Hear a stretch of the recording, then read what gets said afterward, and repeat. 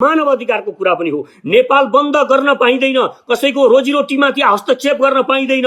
यो मानव अधिकारको हनन हो। यो मानव अधिकारको हनन गरिरहेका छन् प्रचण्डले। आज जुन इन्डियाले कश्मीरमा गरिरहेको छ, कश्मीरमा आज जसरी स्वतन्त्रता हनन गरेको छ, त्यसरी नै भोलि कश्मीरमा जसरी इन्डियन सेना गएर हाम्रा नेपालीहरूलाई लगेर, त्यहाँका नेपाली सेनाहरूलाई, नेपाली जवानलाई लगेर, गोर्खा आर्मीलाई लगेर कश्मीरीहरूमाथि हस्तक्षेप गरिरहेको छ, त्यहाँको मानव अधिकारको हनन गरिरहेको छ। भोलि यो संसद बिउत्यो भने त्यसरी नै यो देशमा भोलि कालाहरू, यहाँ नेपालको सेना होइन, भोलि हिमाल पहाडमा कुनै नेपाली सेना होइन, इन्डियन बिहारी सेना, काला तिग्रा भएका सेनाहरू आउनेछन्। त्यो बेला मात्र तपाईले चेत्नु हुनेछ यो संसद कति खतरनाक हुनेछ। जो खानको लागि, एक छाक टार्नको लागि, जो गरिब भोकै भर्खर यो कोरोनाबाट संक्रमित भएर यी भर्खर व्यापार बिजनेस गरौँ भनेर जमर्को गरिरहेका, अब अलिकति उठ्न सकिन्छ कि भनेर हौसला बुलन्द गरिरहेका नेपालका नागरिकहरू, ती नागरिकहरूलाई पुलिस प्रहरी जो नेपाल बन्द गर्न 42वटा सुरक्षाकर्मी लिएर तिनका भिजिलान्तेहरू, तिनीहरूका तरकारीहरू घोप्ट्याउँदै, तिनीहरूका ट्याक्सीहरूमा आगो लाउँदै गरिब निमुखा नागरिकहरू जो गरिरहेका छन्, श्रम गरिरहेका छन्। कम्युनिस्टको शासन छ, कम्युनिस्ट प्रधानमन्त्री छन्, जंगलमा कम्युनिस्ट छन्, विप्लवको धामी झाँक्री जस्तो, वन झाँक्री जस्तो बनेर काट्छु र मार्छु भन्दै अझै पनि उनी नै हिँडिरहेका छन्, कम्युनिस्टहरू नै हिँडिरहेका छन्। र सडक पनि पूरा 42-44 जना भन्दा बढी सुरक्षाकर्मी लिएर नेपाल बन्द गर्न भूभू प्रधानमन्त्री हिँडिरहेका छन् यो देशमा। अर्थात् यो देश सडक, सरकार र जंगलमा जतासुकै कम्युनिस्टहरूले कब्जा गरेका छन् र यिनीहरूले निर्माण होइन विध्वंसको मात्र नीति लिएका छन्। यो देशको सबैभन्दा ठूलो विडम्बना यो भएर गएको छ। तपाईं यिनीहरूलाई सुनियोजित रूपमा कसैले लडाइरहेको छ, यिनीहरू चेसका गोटी मात्र हुन्, यिनीहरूलाई उचाल्दै खेल्दै पछार्दै कोही गरिरहेको छ र यिनीहरू भिडिरहेका छन्। अन्ततः यसको एउटै उद्देश्य भनेको हामीलाई थाहा छ, यो देशको सार्वभौम सत्ता, यो देशको अखण्डता खत्तम पार्ने र यिनीहरूलाई लडाउँदै यो देशलाई चरम गृह युद्धको स्थितिमा पुर्याउने यो सुनियोजित षड्यन्त्र अन्तर्गत यो भइरहेको छ। प्रचण्डलाई लागिरहेको होला म खेलाडी हुँ, तर तिमीहरू दुवै खेलाडी होइनौ, तिमीहरू दुवै चम्चा मात्र हौ, तिमीहरू दुवै गोटी मात्र हौ। यी सबै हिंसा गरेर आएका पार्टीहरू हुन्, हत्या र हिंसाबाट माथि उठेर आएका पार्टी छन् र यिनीहरूले यो देश बनाउँछन् भन्ने भ्रममा तपाईँ परिरहनुहुन्छ भने निर्माण हुँदैन, हिंसाले निर्माण गर्दैन। यिनीहरूले आफ्नो शक्ति अस्तित्व जोगाउनको लागि नै सङ्घर्ष गरिन्छन्। कांग्रेस हिंसाबाट आएको छ, यो नेकपा एमाले पनि हिंसाबाट आएको छ, प्रचण्ड हिंसाबाट आएको, आज विप्लव हिंसा गरिरहेका छन्, जसपाहरू हिंसाबाट सयौं मानिसहरूलाई मारेर तराईमा मारेर आएका पार्टीहरू छन्। यी कुनै पुराना पार्टीहरू, तिनका दल, यही नै प्रचण्ड, यिनै माधव नेपाल, यिनै बाबुराम भट्टराई, झलनाथ खनाल, शेरबहादुरहरूलाई अब पनि हामीले हाम्रो आइडल बनाइरह्यौं भने यो देश बर्बाद हुन अब कति बेर पनि लाग्दैन। यी विदेशी दलालहरू हुन्, विदेशी ब्रान्डका नेताहरू हुन्। तपाईले यिनलाई चिन्न जरुरी छ, हामीले यिनलाई चिन्न जरुरी छ। म देशका नागरिकहरूलाई आह्वान गर्छु, अब बिउजने बेला आएको छ। अब पनि कति सुत्ने, अब पनि कति लड्ने, अब पनि कति यिनीहरूको यो बुहार्तन सहने, यिनीहरूले जे भन्छन् कति ताली बजाएर बस्ने होइन। स्वच्छ रूपमा, वैचारिक रूपमा, स्वतन्त्र रूपमा विचार गरौं। अब यो देशलाई जोड्न हो भने यो देशमा एउटा नयाँ शक्तिको आवश्यकता छ। त्यो नयाँ शक्ति जसले यो देश जोड्छ, यो देशलाई एउटा महानताको दिशातिर लिएर जान सक्छ। युवाहरूले नेतृत्व गरेर अब यो देशलाई हामीले बनाउनु पर्छ। त्यसले हामीले पनि चुनाव चिन्ह सिंह लिएर आएका छौं। अब हाम्रो चुनाव चिन्ह सचेत नेपाली पार्टीको चुनाव चिन्ह सिंह भएको छ र म यो देशका नागरिकहरूलाई अनुरोध गर्छु, अब तपाईँ हरेकले सिंह जस्तो बन्न जरुरी छ, लायन जस्तो एटिट्युड राख्न जरुरी छ। आज तपाईँ भोकै नागरिकहरूका हेर्नुस्, तपाईँ कति मानिसहरू भोकै आज बस्नु पर्यो होला, कति मानिसहरूको के हालत भयो होला। नेपाल बन्द गरिरहँदाखेरि उनले यो कुरा सोच्नु पर्थ्यो, आफू त खाएका छन्, मोज गरेका छन्, यिनीहरूले देश लुटिकन आफ्नो भुँडी भरेका छन्, आफ्नो स्वास्नी पालेका छन्, स्वास्नीलाई सारी किनेका छन्, तर देशमा यिनीहरूलाई गरिबको कुनै पनि मतलब छैन। सचेत नेपाली जिन्दाबाद, जिन्दाबाद। सचेत नेपाली जिन्दाबाद, जिन्दाबाद, जिन्दाबाद। त्यसमै भन्नुपर्ने फाँसी दे, फाँसी दे, फाँसी दे। कति मोटा भुन्नाइ दे, कति मोटा भुन्नाइ दे। आज जुन इन्डियाले कश्मीरमा गरिरहेको छ, कश्मीरमा आज जसरी स्वतन्त्रता हनन गरेको छ, त्यसरी नै भोलि कश्मीरमा जसरी इन्डियन सेना गएर हाम्रा नेपालीहरूलाई लगेर, त्यहाँका नेपाली सेनाहरूलाई, नेपाली जवानलाई लगेर, गोर्खा आर्मीलाई लगेर कश्मीरीहरूमाथि हस्तक्षेप गरिरहेको छ, त्यहाँको मानव अधिकारको हनन गरिरहेको छ। भोलि यो संसद बिउत्यो भने त्यसरी नै यो देशमा भोलि कालाहरू यहाँ नेपालको सेना होइन, भोलि हिमाल पहाडमा कुनै नेपाली सेना होइन, इन्डियन बिहारी सेना काला तिग्रा भएका सेनाहरू आउनेछन्। त्यो बेला मात्र तपाईँले चेत्नुहुनेछ यो संसद कति खतरनाक हुनेछ यो बिउत्यो भन्ने कुरा। त्यसकारण मेरो अनुरोध छ, तपाईँ यो देशलाई कश्मीर बनाउन चाहनुहुन्न, तपाईँ यो देशलाई भुटान बनाउन चाहनुहुन्न, यो देशलाई सिक्किम बनाउन चाहनुहुन्न भने यो संसद बिउताउनु हुँदैन, यो मर्न दिनुपर्छ यसलाई। र अब के प्रचण्डलाई ल्याउन हामीले संसद बिउताउने होइन। त्यसो भए के त यो केपी ओलीलाई बचाइराख्नको लागि, यिनलाई यो सत्तामा राखिराख्नको लागि हामी फेरि टिकाउनको लागि गर्ने हो त, यिनलाई नै राखिराख्ने हो त होइन। यो केपी ओलीलाई पनि यो सत्ताबाट निकाल्नुपर्छ र अब यो देशका सबै सचेत नागरिकहरू एकजुट भएर नागरिक आमसभाहरू गर्नुपर्छ, नागरिक जनजागरण गर्नुपर्छ र यो देशलाई सडकबाट थुत्न सक्ने त्यो बालुवाटारमा घुसेर केपी ओलीलाई निकाल्न सक्ने शक्ति हामीले अब बनाउनुपर्छ, हामी नागरिकहरूले बनाउनुपर्छ। वैचारिक शक्ति निर्माण गर्नुपर्छ, मानवताको हत्या गर्ने, हत्या हिंसा गर्ने होइन। हामीले एउटा वैचारिक शक्ति निर्माण गर्नुपर्छ। यो देशलाई हामीले कश्मीर बन्न दिनु हुँदैन। यो देशमा जसरी कश्मीरमा मानवताको हत्या भइरहेको छ इन्डियन सेनाहरूबाट, यो देशमा त्यसरी नै एक दिन इन्डियन सेनाबाट, अमेरिकन सेनाहरूबाट मानवताको हत्या हुनेछ। यो बुझ्न सम्पूर्ण नागरिकहरूलाई अनुरोध गर्छु, यो बुझ्न जरुरी छ। यदि यो बुझ्ने साहस गरेनौँ हामीले, अब पनि हामी जोडिएनौँ, अब पनि हामी जुटेनौँ, अब पनि हामीले वैचारिक बहस गरेनौँ, किन केवल यिनै पार्टीहरू, यिनै पुराना पार्टीहरू, तिनका दल, यही नै प्रचण्ड, यिनै माधव नेपाल, यिनै बाबुराम भट्टराई, झलनाथ खनाल, शेरबहादुरहरूलाई अब पनि हामीले हाम्रो आइडल बनाइरह्यौँ भने यो देश बर्बाद हुन अब कति बेर पनि लाग्दैन। यी विदेशी दलालहरू हुन्, विदेशी ब्रान्डका नेताहरू हुन्। तपाईँले यिनलाई चिन्न जरुरी छ, हामीले यिनलाई चिन्न जरुरी छ। म देशका नागरिकहरूलाई आह्वान गर्छु, अब बिउजने बेला आएको छ। अब पनि कति सुत्ने, अब पनि कति लड्ने, अब पनि कति यिनीहरूको यो बुहार्तन सहने, यिनीहरूले जे भन्छन् कति ताली बजाएर बस्ने होइन। स्वच्छ रूपमा, वैचारिक रूपमा, स्वतन्त्र रूपमा विचार गरौँ। अब यो देशलाई जोड्न हो भने यो देशमा एउटा नयाँ शक्तिको आवश्यकता छ। त्यो नयाँ शक्ति जसले यो देश जोड्छ, यो देशलाई एउटा महानताको दिशातिर लिएर जान सक्छ। युवाहरूले नेतृत्व गरेर अब यो देशलाई हामीले बनाउनु पर्छ। त्यसको नेपाल बन्दको जुन फेरि पनि यो देशमा सिलसिला सुरु गरिएको छ, यसको विरुद्धमा अब बुलन्द आवाज गर्नुपर्ने आवश्यकता हामीले महसुस गरेका छौँ। अहिले देशमा शासन छ, कम्युनिस्टको शासन छ, कम्युनिस्ट प्रधानमन्त्री छन्, जंगलमा कम्युनिस्ट छन्, विप्लवको धामी झाँक्री जस्तो, वन झाँक्री जस्तो बनेर काट्छु र मार्छु भन्दै अझै पनि उनी नै हिँडिरहेका छन्, कम्युनिस्टहरू नै हिँडिरहेका छन्। र सडक पनि पुरा 42-44 जना भन्दा बढी सुरक्षाकर्मी लिएर नेपाल बन्द गर्न भूपू प्रधानमन्त्री हिँडिरहेका छन्। यो देशमा कम्युनिस्ट भूपू प्रधानमन्त्री हिँडिरहेका छन्। अर्थात् यो देश सडक, सरकार र जंगलमा जतासुकै कम्युनिस्टहरूले कब्जा गरेका छन् र यिनीहरूले निर्माण होइन विध्वंसको मात्र नीति लिएका छन्। यो देशको सबैभन्दा ठूलो विडम्बना यो भएर गएको छ।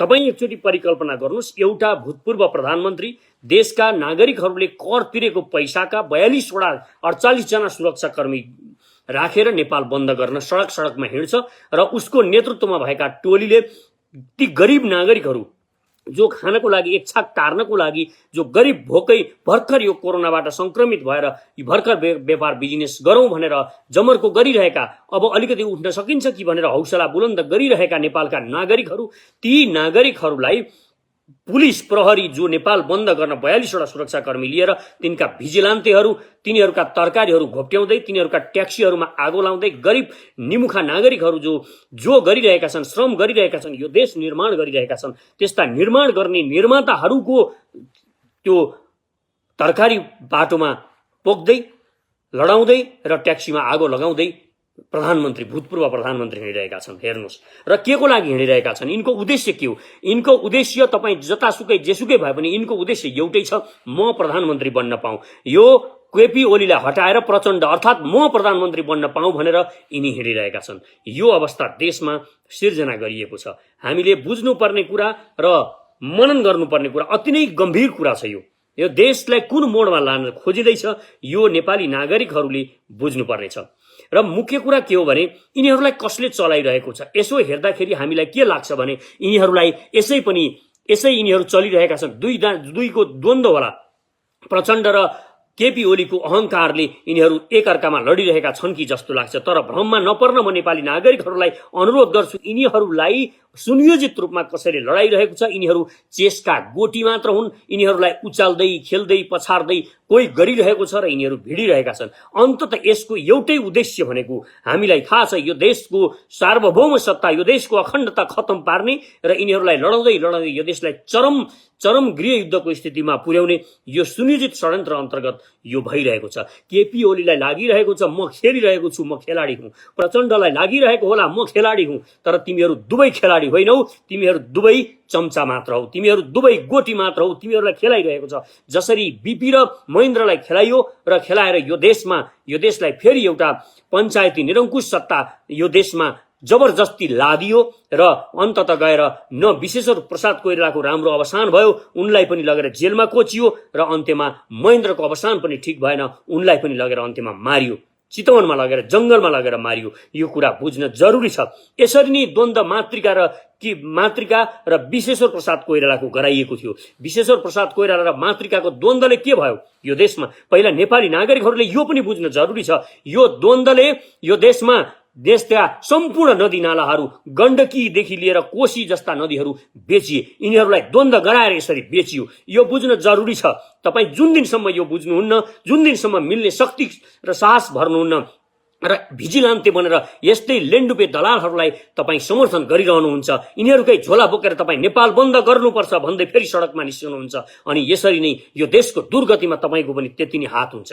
यो बन्द गर्न जरुरी छ। बन्दको विरुद्धमा बन्द र सँगै अर्कोतिर भोलिको आमसभा, विशाल आमसभा, देशभरिबाट मानिसहरू बटुलेर एउटा आमसभाको तयारी गरिरहेका छन् केपी ओलीले। यो आमसभा रोक्नको लागि लाग्छ प्रचण्डलाई मैले गरिरहेको छु, तर यो त केपी ओलीले रातभरिमा मान्छे ओसारेर पनि गर्नेछन् भोलि, हामीलाई थाहा छ। र त्यो पैसा कहाँबाट आइरहेको छ? त्यो यो देशका नागरिकहरूको पैसा, लुटिएको पैसा हो भन्ने कुरा हामीले बुझ्न जरुरी छ। यिनीहरूले सत्तामा शक्तिको दुरुपयोग गरेर यति अकुत सम्पत्ति लुटेका छन्। केपी ओलीका चम्चा भिजिलान्तीहरूले देशको ब्रह्मलुट गरेका छन् र त्यो ब्रह्मलुट गरेको हिजो कोरोनाको बेला मानिसहरू मरिरहेको बेला, खान नपाएको बेला, जुन यात्रा गर्न घर जान्छु भन्दा विदेशबाट आएका बोर्डरमा बसेर ती बोर्डरमा रोकिएर म घर आउँछु, म देश आउँछु भन्दाखेरि एउटा गाडी छैन भनेर गाडीको व्यवस्था गर्न नसक्ने यही केपी ओलीको सरकार हो। र आज यही सरकार तपाईँ हेर्नुहोस् एसी बसमा हालेर भिजिलान्तीहरूलाई देशको राजधानीमा ल्याइरहेको छ र त्यहाँ के को लागि भन्दा आमसभा गरेर शक्ति प्रदर्शन गर्न। कसलाई शक्ति प्रदर्शन गर्न? प्रचण्डलाई जसले हिजो त्यस्तै मान्छे भिजिलान्तीहरू ल्याएर शक्ति देखाएका थिए। यी एकअर्का यस्ता भिजिलान्तीहरूलाई ओसारेर मासु भातमा 1000 रुपियाँमा मानिसहरू ओसारेर यिनीहरू यो देशको हामी नागरिकहरूको यो ब्रह्मलुट र बेइज्जत गरिरहेका छन्। यो बुझ्न जरुरी छ। र नेपाली नागरिकहरूलाई मेरो अनुरोध छ, म एकदमै छोटो लाइभमा आइरहेको छु र म तपाईहरूलाई अनुरोध गर्न चाहन्छु, यो देश हाम्रा पुर्खाहरूले पानी पनि नखाइकन जोडेको देश हो। यो देश हाम्रा पुर्खाहरूले, हाम्रा पूर्वजहरूले रगत बगाएर यो त्यत्तिकै सित्तैमा आएको देश भन्ने नठानौँ। हामीले यो बुझ्न जरुरी छ। यो देश बन्नको लागि निकै ठूलो योगदान छ। यो देशका महान विभूतिहरूको ठूलो योगदान छ। तिनीहरूले लडेका छन्। पानी नखाइकन केटाकेटी महिलाहरू लड्नु भएको छ। वीर सपुतहरूले रगत बगाएका छन्। त्यसरी जोडेको देशलाई तपाईँ मासु भातमा, तपाईँ 1000 को तेल हाल्देको भरमा आज तपाईँ यो देश बेच्नको लागि तपाईँ जमर्को गर्नुहुन्छ भने, तपाईँ यो देश बेच्नमा तिनीहरूलाई सही छाप गर्नुहुन्छ, औंठा छाप लाउनुहुन्छ। यिनै पुराना दल र तिनका काम नलाग्ने ठाङ्ने विचारहरूलाई तपाईँ अब पनि समर्थन गर्नुहुन्छ भने यो देश बेच्नमा, यो देशलाई बर्बाद पार्नमा तपाईँ पनि संलग्न हुनुहुन्छ। तपाईँले पनि यसको भागीदारी लिनुपर्छ। त्यसकारण हरेक सचेत नेपालीहरूलाई मेरो अनुरोध छ, म आह्वान गर्न चाहन्छु, अब एकपटक तपाईँ हेर्नुहोस् आज के भएको छ, यिनीहरूले के गरेका छन्, एकचोटि मनन गर्नुहोस्। कुनै पनि हिंसाबाट परिवर्तन सम्भव छैन। हिंसा गरेर आएको पार्टीले, मान्छे मारेर मानवताको हत्या गरेर आएका कुनै पनि पार्टीहरूले यो देश जोड्न सक्दैनन्। यो बुझ्न जरुरी छ। यो देश बनाउन सक्दैनन्, तिनीहरूले निर्माण गर्न सक्दैनन्। यो बुझ्न जरुरी छ। हामीले नेपालका नागरिकहरूलाई मेरो अनुरोध छ, हामीले यति बुझेनौँ भने यी सबै हिंसा गरेर आएका पार्टीहरू हुन्, हत्या र हिंसाबाट माथि उठेर आएका पार्टी छन् र यिनीहरूले यो देश बनाउँछन् भन्ने भ्रममा तपाईँ परिरहनु गर्नुहुन्छ भने निर्माण हुँदैन, हिंसाले निर्माण गर्दैन। यिनीहरूले आफ्नो शक्ति अस्तित्व जोगाउनको लागि नै सङ्घर्ष गरिरहन्छन्। काङ्ग्रेस हिंसाबाट आएको छ, यो नेकपा एमाले पनि हिंसाबाट आएको छ, प्रचण्ड हिंसाबाट आएको। आज विप्लव हिंसा गरिरहेका छन्, जसपाहरू हिंसाबाट सयौं मानिसहरूलाई मारेर तराईमा मारेर आएका पार्टीहरू छन्। यी कुनै पनि पार्टीबाट यो देशले मुक्ति पाउँदैन। यो देशलाई विचारको वैचारिक बहस गर्ने एउटा विचार लिएर आएको पार्टीले मात्र गर्न सक्छ। त्यो विचार सचेत नेपालीले लिएर आएको छ। त्यसकारण सचेत नेपालीको आवाज एकपटक यो देशले सुन्नुपर्छ र सुन्न जरुरी छ भन्ने म ठान्छु। किनभने यो देशका नागरिकहरूलाई हाम्रो आह्वान छ, अब पनि हामी यस्तै थाङ्ने विचारहरू यिनै पुराना दलहरूबाट सम्प्रेषित भएर यिनीहरूको नेतृत्वमा यो देश बन्छ भनेर 73 वर्षदेखि पर्खेर बसेका छौँ हामी। अब पनि बस्यौँ भने यो सम्भव छैन। र अर्को महत्त्वपूर्ण कुरा यो मानव अधिकारको कुरा पनि हो। नेपाल बन्द गर्न पाइँदैन, कसैको रोजीरोटीमाथि हस्तक्षेप गर्न पाइँदैन।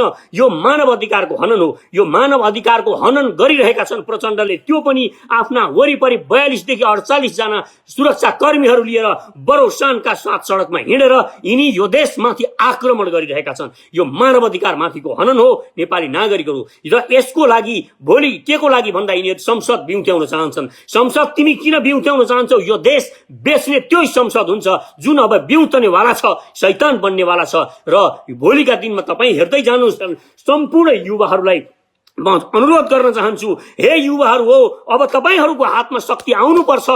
यसको लागि तपाईँले सङ्घर्ष गर्नुपर्छ। अब भिजिलान्ते बनेर तपाईँ यिनीहरूकै झोला बोकेर यिनीहरूकै पछाडि कुदिरहने होइन। अब हामीले एउटा शक्ति निर्माण गरेर हामीले बनाउनुपर्छ। यस्ता केपी ओली, यस्ता प्रचण्डहरूले यो देश बनाउँछन्, यिनै शेरबहादुरले देश बनाउँछन्, यिनै पार्टी पुराना काङ्ग्रेस कम्युनिस्टहरूले देश बनाउँछन् भनेर अब पनि तपाईँ बस्नुहुन्छ। र राजावादीहरूलाई लागिरहेको छ। अब नारायण हिटीको अगाडि केपी ओलीले ठुलो एउटा आमसभा गर्यो र आमसभा गरेर राजा ल्याइदिन्छ। भ्रममा नपर्नुहोस्। केपी ओलीले ल्याएको राजा कस्तो हुन्छ होला तपाईँ विचार गर्नुहोस्। त्यसकारण राजा राजा भनेर तपाईँ जसका पनि पछि नकुद्नुहोस्। मेरो अनुरोध छ, हामीले एउटा संयमित भएर एउटा वैचारिक शक्ति निर्माण गर्न जरुरी छ। पुराना पार्टीबाट देश बन्दैन, पुरानो शक्तिबाट अब यो देश बन्दैन। 73 वर्षसम्म हामीले हेरिसकेका छौँ। यो भन्दा बढी तपाईँ कति हेर्नुहुन्छ?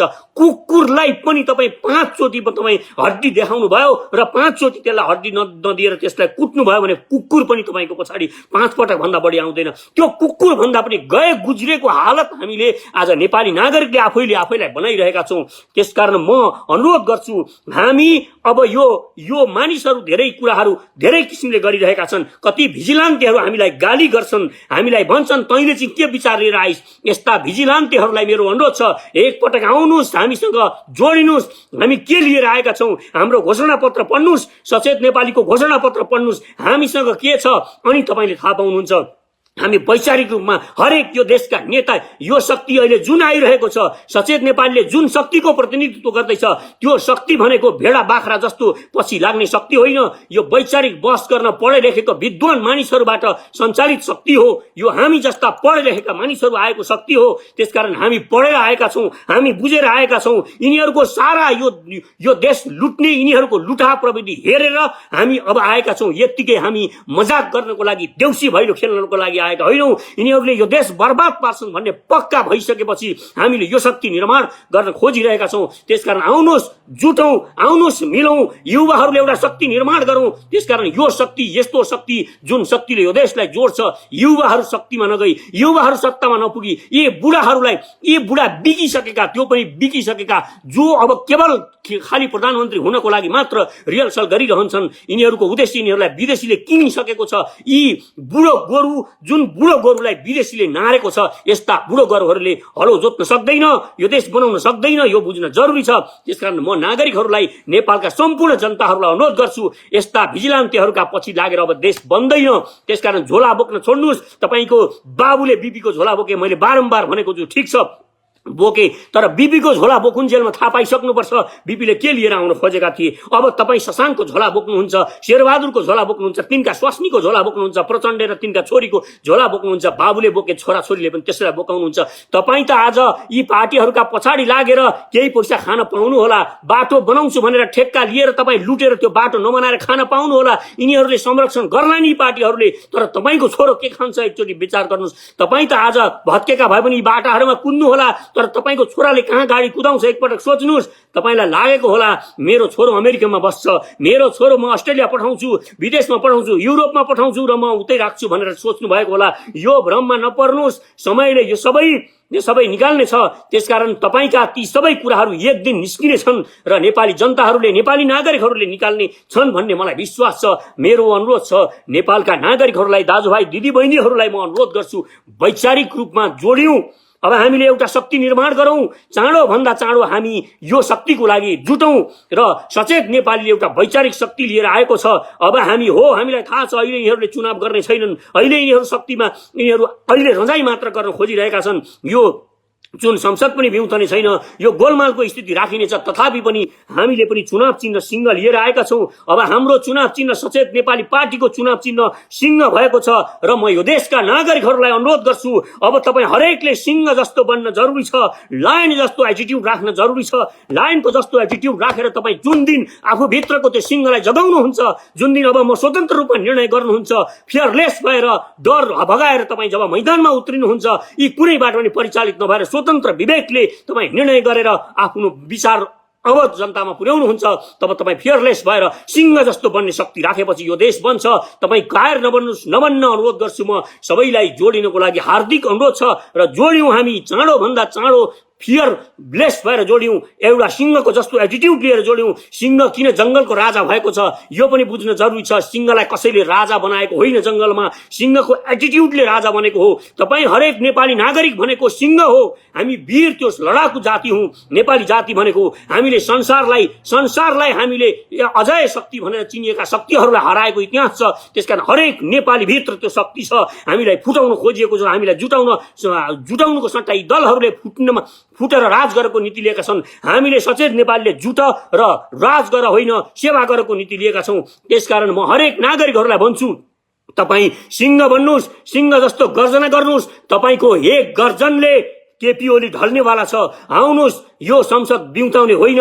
अब यो संसदलाई मर्न दिनुहोस् र सडकमा आएर केपी ओलीको विरुद्धमा हामी मैदानमा उत्रियौं र सिंहको जस्तो गर्जना गरौं। केपी ओलीलाई सिंह दरबारबाट निकालेर हामी जस्ता साना पार्टीहरूले निर्वाचन गर्ने गरी हामीले निर्वाचन गर्ने गरी साना पार्टीको नेतृत्वमा चुनाव हुने गरेको हामीले नयाँ नियम बसाउनु पर्छ। अनि मात्र यो देशमा फियरलेस भएर निर्वाचनमा जनताहरूले भाग लिन्छन् र बढी भन्दा बढी नागरिकहरूलाई संलग्न गराएर हामीले एउटा निष्पक्ष निर्वाचन गर्न जरुरी छ। मेरो अनुरोध छ, सबै नागरिकहरूलाई जोड्यौं, सिंह भनेर जोड्यौं, सिंहको जस्तो गर्जना गरौं। तपाई हेर्नुहोस्, जंगलको सिंह भन्दा ठूला जनावरहरू पनि छन्। हात्ती ठूलो छ, ऊँट भन्दा अग्लो छ, चितुवा भन्दा छिटो दौडन्छ, ऊ भन्दा धेरै अरू शक्तिशाली जनावरहरू छन्। तथापि पनि सिंह जंगलको राजा हो। यो देश नेपाल र यहाँका जातिहरूमा पनि त्यो भर्न जरुरी छ। मैले भनिरहेको छु, यो देश शक्तिशाली बन्नुपर्छ, यो देशका किसानहरू शक्तिशाली बन्नुपर्छ। मैले बारम्बार भनेको छु, तर यो देशलाई शक्तिशाली बनाउने होइन, यिनीहरू यो देशको शक्तिहीन बनाउँछन्। यो देशमा एउटा मल कारखाना खोल्न नसक्ने अहिले आएर बाटोमा तिनै घनश्याम भुषालहरू कराइरहेका छन्, जसले एउटा मल कारखाना खोल्ने त के कुरा, मल ल्याउँछु भन्न सकेनन्। तिनी आज सत्ताको लागि दौडधुप गरिरहेका छन्। यिनीहरूले 73 वर्षमा यो देशलाई चाहिने एउटा मलखातको कारखाना खोल्न सकेनन्। यस्ता गद्दारहरूले देश बनाउँछन्। जुन देशलाई कृषि प्रधान भनिन्छ, त्यो देशलाई एउटा मल कारखाना दिन नसक्ने गद्दारहरूले यो देशलाई कृषि प्रधान देश बनाउन सक्दैनन्। त्यसकारण बुझ्न जरुरी छ। अब हामी एकपटक सक्षम भएर एकपटक उभियौं र म अनुरोध गर्छु, यी पुराना पार्टीबाट यो देश बन्दैन। जुटौं र सचेत बनेर एकपटक फेरि हामी बुलन्द आवाज गरौं। हामीसँग सर्वपहिचानवाद, नागरिक समाजवाद र समतावादको विश्व दृष्टिकोण लिएर आएका छौं। यसलाई हामी एकजुट गरौं र योबाट देश परिचालित हुन सक्छ र गर्न सकिन्छ। आज तपाईँ भोकै नागरिकहरूका हेर्नुहोस्, तपाईँ कति मानिसहरू भोकै आज बस्नु पर्यो होला, कति मानिसहरूको के हालत भयो होला। नेपाल बन्द गरिरहँदाखेरि उनले यो कुरा सोच्नु पर्थ्यो, आफू त खाएका छन्, मोज गरेका छन्, यिनीहरूले देश लुटिकन आफ्नो भुँडी भरेका छन्, आफ्नो स्वास्नी पालेका छन्, स्वास्नीलाई सारी किनेका छन्, तर देशमा यिनीहरूलाई गरिबको कुनै पनि मतलब छैन। देशका जनताहरू भोकै परिरहेका छन्, खान पाएका छैनन्। उनीहरूलाई भोलि के गरौँ, भोलि के खाउँ, पर्सि के खाउँ भन्ने एउटा चिन्ता छ। यो चिन्ताबाट यो देशलाई मुक्त गराउन सक्छ एउटै शक्ति अब निर्माण गर्नुपर्छ। त्यो शक्ति हो सचेत नेपालीको शक्ति, सचेत जागरुक नेपालीको शक्ति। उठ्नुस्, यो भिडियो शेयर गर्नुस्। तपाईँ अल्छी गर्नुपर्ने कुनै पनि जरुरी छैन। एक पटक भिडियो शेयर गर्नुस् र बढी भन्दा बढी मानिसहरूमा यो पुर्याउनुस्। यो आवाज पुग्न जरुरी छ, आवाज जोडिन जरुरी छ। जोडिएको शक्तिले मात्र हामी एउटा निर्माण गर्न सक्छौं, नेपाल, नयाँ नेपाल निर्माण गर्न सक्छौं। त्यसकारण हामी जोड्यौं, जुटौं र बुलन्द आवाज गरौं। यति भन्दै म अहिले यो लाइभबाट बिदा हुन चाहन्छु। हवस् त, नमस्कार।